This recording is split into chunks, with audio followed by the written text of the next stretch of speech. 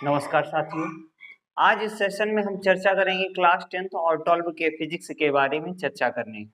ठीक है, जैसा कि इस सेशन में या इसके पिछले सेशन में हमने बताया था प्रकाश का अपवर्तन, और इस सेशन में हम चर्चा करेंगे अपवर्तनांक में प्रकाश की चाल का संबंध क्या होता है, इसके बारे में हम चर्चा करने वाले हैं। बहुत ही ध्यान से समझना, सारी चीजें क्लियर हो जाएंगी। तो यहाँ पर हम अपवर्तनांक का प्रकाश की चाल में क्या संबंध होता है, अपवर्तनांक बराबर होता है निर्वात में प्रकाश की चाल बटे माध्यम में प्रकाश की चाल। निर्वात अथवा वायु में दोनों में होता है, अर्थात n बराबर c/v होगा, n बराबर c/v होगा। यदि कांच में प्रकाश की चाल इतनी है, यानी 1.5 × 10⁸ मीटर बटे सेकेंड है, तो प्रकाश का अपवर्तनांक कितना होगा। अर्थात अपवर्तनांक पूछ रहा है, अपवर्तनांक का मतलब n का मान पूछ रहा है। तो हमें चूंकि जानते हैं कि ये कांच में प्रकाश की चाल, कांच एक प्रकार का माध्यम है, तो इसका जो होगा v इज इक्वल टू 1.5 × 10⁸ मीटर/सेकेंड। ठीक है, और c का मान हमें बेटा पता होना चाहिए। c का मान होता कितना है, तो c का मान 3 × 10⁸ मीटर/सेकेंड। अर्थात निर्वात अथवा वायु में प्रकाश की चाल कितनी होती है, 3 × 10⁸ मीटर/सेकेंड। ये शुरुआत में बताया था, इस चैप्टर के प्रारंभ में बताया था। ठीक है, तो यहाँ पर c का मान कितना होगा, 3 × 10⁸ मीटर/सेकेंड। ठीक है, इतनी बात क्लियर हुई कि नहीं क्लियर हुई? ठीक है, अब यहाँ पर n का मान ज्ञात करना है। तो यहाँ पर चूंकि हमें फार्मूला पता है, n बराबर c/v होता है, तो n is equal to c का मान कितना होता है, 3 × 10⁸ 1.5 × 10⁸। ध्यान देना बेटा, 10⁸ कैंसिल हो जाएगा, पॉइंट हटाओ, जीरो बढ़ाओ, तो 15 दूना 30, अर्थात n का मान कितना होगा, 2 होगा। अब जब n का मान 2 होगा, यानी अपवर्तनांक जो होता है, अपवर्तनांक जो होता है वो चमक के समानुपाती होता है। जितना ज्यादा अपवर्तनांक होगा उतना ज्यादा वो वस्तु चमकीली दिखाई देगी। ठीक है, जितना ज्यादा चमक होगी उतना ज्यादा चमकीला दिखाई देगा। अपवर्तनांक दूसरी कंडीशन, अपवर्तनांक जो होता है वो चाल के, यानी चाल के, ठीक है, प्रकाश की चाल के व्युत्क्रमानुपाती होता है। क्या, अर्थात चाल यदि अधिक होगी तो अपवर्तनांक कम होगा, यदि अगर चाल कम है तो अपवर्तनांक अधिक होगा। तो ये बात याद रखना, एग्जाम में बहुत पूछा जाता है। क्या पूछा जाता है, अपवर्तनांक, यदि अपवर्तनांक को दोगुना कर दिया जाए, यदि किसी माध्यम में अपवर्तनांक के मान को दोगुना कर दिया जाए तो उसके चमक पर क्या प्रभाव पड़ेगा, चमक भी दोगुनी हो जाएगी। अब यदि पूछ लिया जाए, यदि अपवर्तनांक का मान अधिक हो तो उस प्रकाश की चाल पर क्या फर्क पड़ेगा। अर्थात यदि अपवर्तनांक अधिक है तो प्रकाश की चाल कम हो जाएगी। और इस ऐसे भी पूछ सकता है, यदि अपवर्तनांक को कम कर दिया जाए तो प्रकाश की चाल में क्या फर्क पड़ेगा, तो प्रकाश की चाल बढ़ जाएगी। इतनी बात क्लियर होनी चाहिए भैया, ये सारी बातें क्लियर होनी चाहिए। अब देखो n का मान यहाँ पर 2 है, इस कारण से अत्यधिक चमकीला होगा। शुरुआत कहाँ से होती है, 1 से होती है। ठीक है, अपवर्तनांक यानी कहने का मतलब ये है, निर्वात अथवा वायु का अपवर्तनांक कितना होता है, लगभग 1.003 के लगभग होता है। ठीक है, यह सारी बातें बताएंगे, ऐसी कोई प्रॉब्लम नहीं है, सारी बातें क्लियर हो जाएंगी। तो यहाँ तक ये बातें हमें पहले क्लियर होनी चाहिए, तभी मजा आएगा, अन्यथा नहीं मजा आएगा। तो यहाँ तक ये स्क्रीनशॉट ले लो सभी लोग, इसके बाद आगे हम बात करते हैं। ठीक है, ले लो।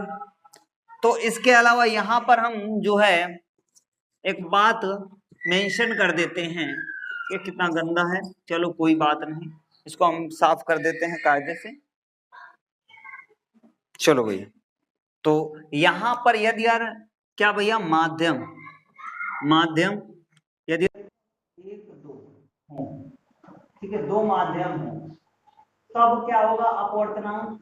तो जब 2 माध्यम हो तो अपवर्तनांक जो होगा वो पहले माध्यम के सापेक्ष दूसरे माध्यम का अपवर्तनांक, दूसरे माध्यम के सापेक्ष पहले माध्यम का अपवर्तनांक बराबर 1 होता है।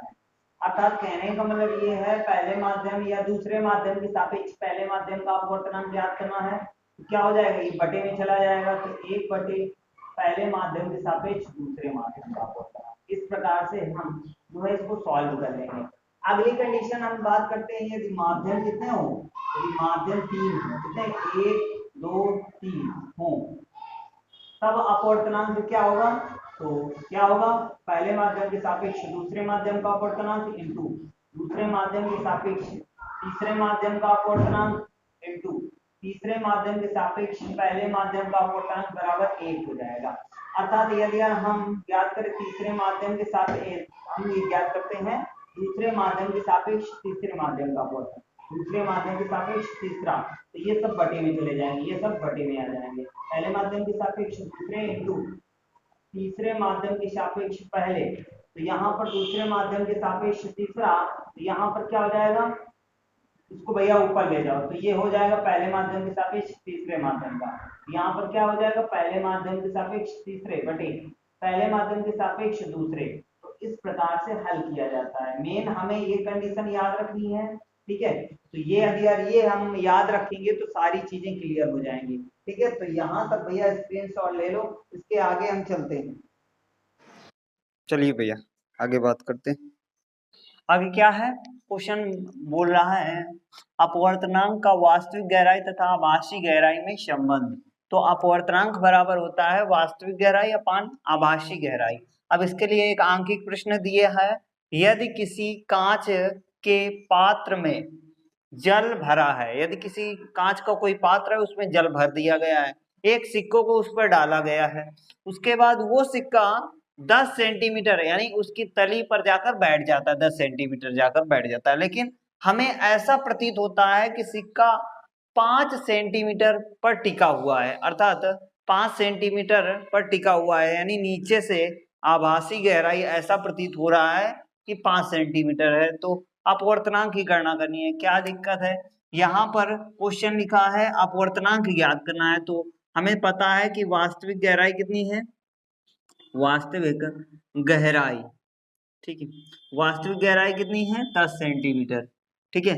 आभासी गहराई कितनी है, आभासी गहराई 5 सेंटीमीटर, ठीक है।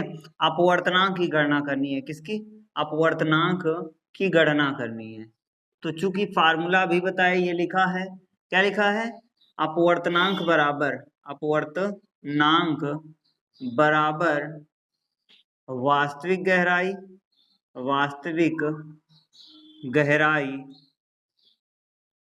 अपान आभासी गहराई रख देते हैं सबकी वैल्यू।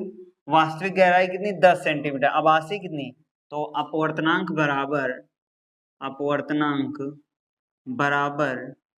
वास्तविक गहराई 10 सेंटीमीटर बटे आभासी गहराई 5, भाग कराओ, तो 5 दूनी 10, ठीक है, 5 दूनी 10, यानी कितना हो जाएगा 2 हो जाएगा, क्योंकि सेंटीमीटर कैंसिल हो जाएंगे तो 2 आएगा, यानी अपवर्तनांक n बराबर कितना आया 2। अर्थात कहने का मतलब ये है वो जो सिक्का जो पड़ा होगा वो अत्यधिक चमकेगा। हमने बताया था अपवर्तनांक बराबर चमक, तो चमक यानी 2 का मान है, यानी हमने क्या बताया, अपवर्तनांक यदि यार निर्वात में 1 होता है, वायु में इतना होता है, अर्थात वायु और निर्वात में जब इतना होता है तो वायु और निर्वात जो है हम देखते हैं किसी माध्यम में तो हमें चमकीला दिखाई देता है। अर्थात कहने का मतलब ये है कि वो सिक्का अत्यधिक चमकीला दिखाई देगा, ठीक है। क्योंकि हीरे का हम जानते हैं 2.42 होता है, ये हीरा अत्यधिक चमकीला दिखाई देता है, तो हीरे से ज्यादा तो चमकेगा नहीं ये सिक्का, लेकिन ये है कि अत्यधिक चमकीला दिखाई देगा, मतलब हीरे से कम ही रहेगा, ठीक है। तो इतनी बात क्लियर हुई कि नहीं क्लियर। अगला क्वेश्चन पढ़ देते हैं। अगला न्यूमेरिक क्वेश्चन है, वायु के सापेक्ष कांच व जल का अपवर्तनांक क्रमशः 3/2 व 4/3 है, तो जल के सापेक्ष कांच का अपवर्तनांक कितना होगा, ये बात हमें ज्ञात होनी चाहिए। तो भैया हमें पता होना चाहिए वायु के सापेक्ष किसका, कांच का, तो यहाँ पर लिखेंगे प्रतीक के रूप में एयर के सापेक्ष जी, यानी जी का मतलब ग्लास मीन्स कांच होता है, कितना है भैया 3/2, वहां से देखते हैं क्रमशः लिखा है। इसके बाद जल यानी वायु के सापेक्ष जल, क्या वायु पहले रखेंगे, वायु के सापेक्ष वाटर का अपवर्तनांक कितना है 4/3। अब क्या कह रहा है क्वेश्चन में, जल के सापेक्ष कांच का अपवर्तनांक, यानी कहने का मतलब यह है वाटर के सापेक्ष ग्लास का अपवर्तनांक पूछ रहा है। बेटा ये बात यदि यार क्लियर हुई तो बताओ भैया, ये बात सबको क्लियर हुई कि नहीं क्लियर हुई? ये बात सबको क्लियर हुई? हो गई। अब देखो इसके लिए हम फार्मूला क्या बनाएंगे, सबसे बड़ी समस्या बच्चों की यही रहती है। तो कुछ प्रॉब्लम नहीं है भैया, सिर्फ हमें देखना है, ये देखो लास्ट में जी आया है, कहीं जी आ रहा है लास्ट में, इसमें आ रहा है, तो सामने इसको रखेंगे, क्या रखेंगे? इसको रखेंगे, और नीचे इसको क्या रखेंगे? इसको रखेंगे। ठीक है, रख देते हैं वैल्यू। तो वाटर के सापेक्ष ग्लास का अपवर्तनांक, ठीक है, तो इसका मान कितना है? 3/2, और इसका मान कितना है? 4/3। मध्य मध्य बाय बाय का गुणा कराएंगे तो 3 × 3 आएगा बटे 2 × 4 आएगा, अर्थात वाटर के सापेक्ष ग्लास का अपवर्तनांक कितना निकला? 3 × 3 = 9/4 दूनी 8, अर्थात ये हमारा आंसर सॉल्व हो गया। तो इतनी बात हमें क्लियर होनी चाहिए। दूसरी बात, एग्जाम में अत्यधिक इंपॉर्टेंट पूछे गए क्वेश्चन ये हैं, निर्वात का अपवर्तनांक कितना होता है? इस प्रकार से क्वेश्चन तो 1 होता है। वायु का अपवर्तनांक 1.0003, यानी 000 और 3, ठीक है, ये लगभग एक ही के बराबर होता है, लेकिन थोड़ा इसको एग्जिट जो है हमने ज्यादा कर दिया। इसके बाद जल का अपवर्तन 4/3 क्वेश्चन के अनुसार पॉइंट में यदि ज्ञात करेंगे अपवर्तनांक तो 1.33 होगा। कांच का कितना होता है? 3/2 क्वेश्चन के अनुसार, लेकिन यदि इसे पॉइंट में निकालेंगे 1.50, ठीक है। उसके बाद हीरे का, ये बहुत ज्यादा पूछा जा चुका है, हीरे का अपवर्तनांक कितना होता है? तो उसको याद कर लेना भैया, कितना होता है? 2.42। यहाँ तक भैया ये सारे क्वेश्चन बहुत ज्यादा पूछे जाते हैं एग्जाम में। तो आई होप यहाँ तक समझ में आया होगा।